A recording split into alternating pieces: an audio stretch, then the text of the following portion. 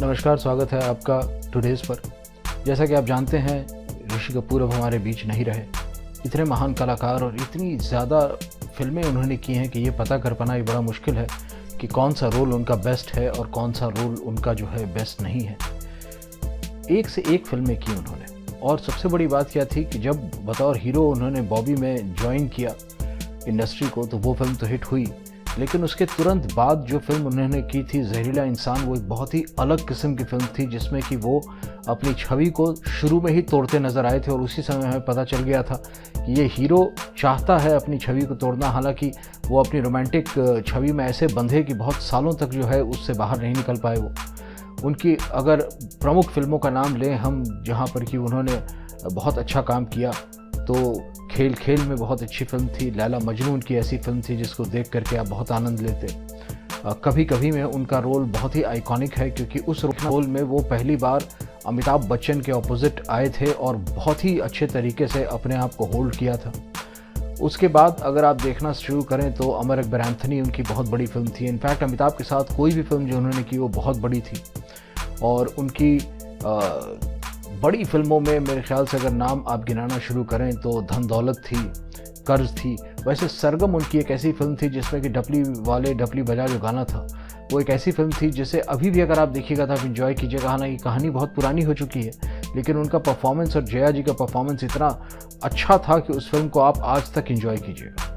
नसीब में उन्हें आपने देखा बहुत अच्छे से, दीदार यार, प्रेम रोग, उसके बाद कूली था, दुनिया, तवाइफ, सागर, नगीना, एक चादर मैली सी, खुदगर्ज, सिंदूर,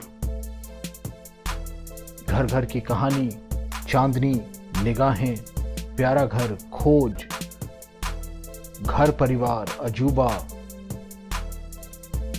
बंजारन, दीवाना। ये फिल्में जो हैं तमाम आप अगर देखिएगा तो आपको पता चलेगा कि किस किस्म का रोल किया था उन्होंने 1980s और 90s में।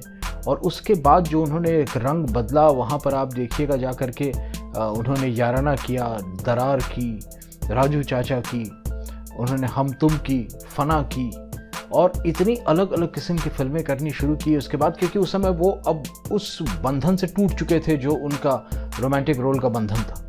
उसके बाद आपने उनको तरह तरह की फिल्मों में देखा। दिल्ली 6 में एक अलग रोल करते हुए एक विलन के रोल में देखा आपने उनको, अग्निपथ में, हाउसफुल 2 में आपने उनको जो है कॉमेडी करते हुए देखा। और एक के बाद एक फिल्में आती गई उसके, और हाल फिलहाल में तो जो उन्होंने फिल्में की उसमें अपनी छवियों को बार बार तोड़ा है। जैसे कपूर एंड सन्स में आप उनको देखिए, या 102 नॉट आउट में देखिए, या मुल्क में देखिए, या द बॉडी में भी देखिए। उससे पहले भी आपने देखा उनको डी-डे में तोड़ते हुए। तो कई बार जो है उन्होंने अपनी छवि को तोड़ने की कोशिश की, और छवि उनकी अब जब टूटी थी और अब असल काम करने का मौका आया था, इसी समय जो है वो हमारे बीच नहीं रहे। तो मेरे ख्याल से ये कहना कि उन्होंने बहुत ज़्यादा फिल्में की थी और बहुत लंबा उनका एक काम का दरिया था, लेकिन वो दरिया अभी और बड़ा होने वाला था। और मेरे ख्याल से जो है बहुत असमय गए हैं वो, क्योंकि अभी उनका बेस्ट वर्क उनके आगे था, न कि उनके पीछे। आपकी फेवरेट फिल्म कौन सी है चिंटू जी की, ये आप ज़रूर लिख करके बताएं कमेंट सेक्शन में। और चैनल सब्सक्राइब कर सकें तो बड़ी कृपा होगी। धन्यवाद।